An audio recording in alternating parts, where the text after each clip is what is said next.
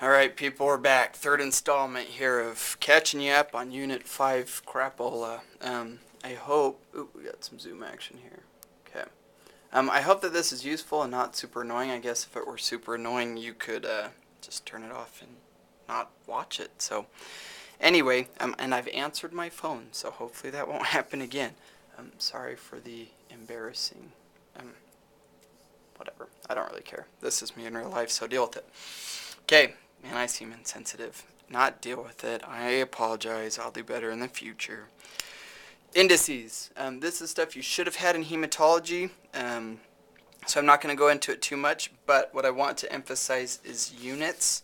Oftentimes we get so hung up in figuring out how to do the problem that students forget what these things are measuring. So hematocrit is grams per deciliter.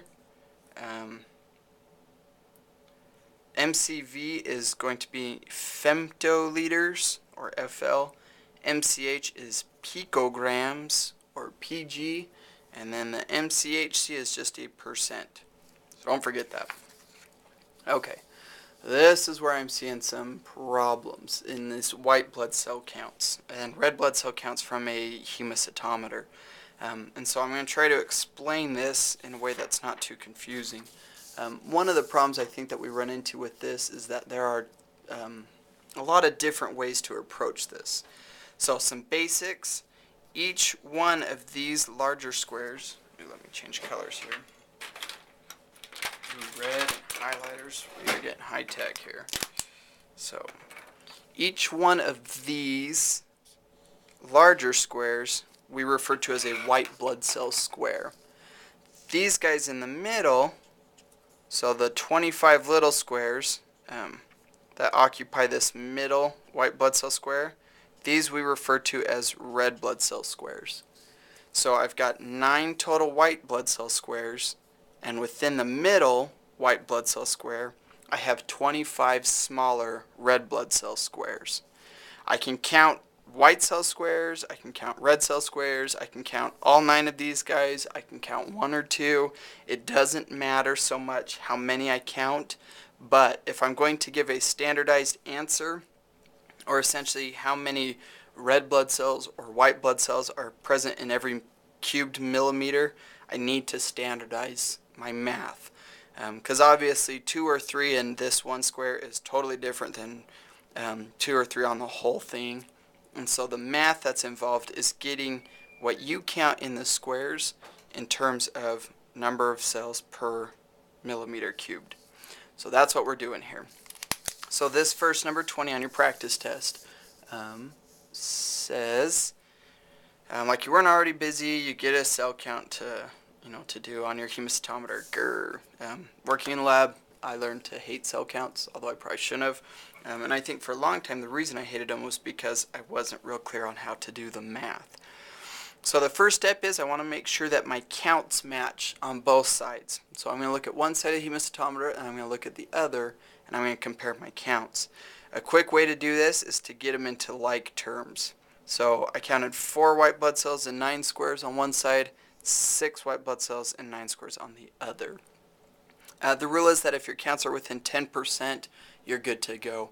Obviously, 4 and 6 are not 10%, but when we're talking just a few cells, you've got a little bit of leeway there. If I had counted 100 white blood cells in 9 squares on one side and 200 white blood cells on the other 9 squares or the 9 squares on the other side, okay, obviously I've got a difference there and I would want to redo it or recharge the hemocytometer. But for this case, 6 and 4, that's close enough. We can go ahead and use those counts to figure out what's going on. So I will show you 2 ways. I've got my way and then the other way. My way standardizes things a little bit more and cuts out the need to remember a volume correction number. The other way uses a volume correction. I don't care which one you use for my exam or for this class.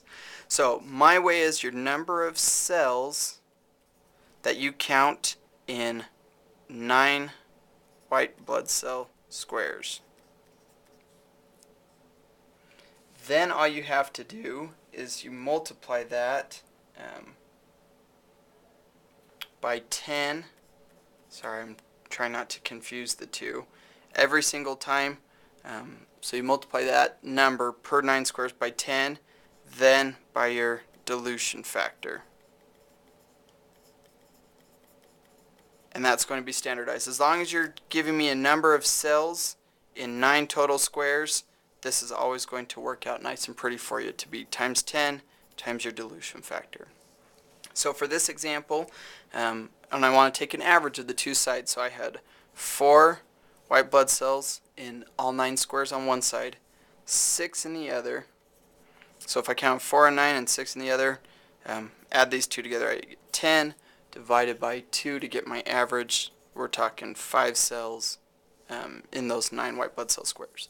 So using this formula, I have 5 white blood cells times 10 times my dilution factor, and I get what am I thinking?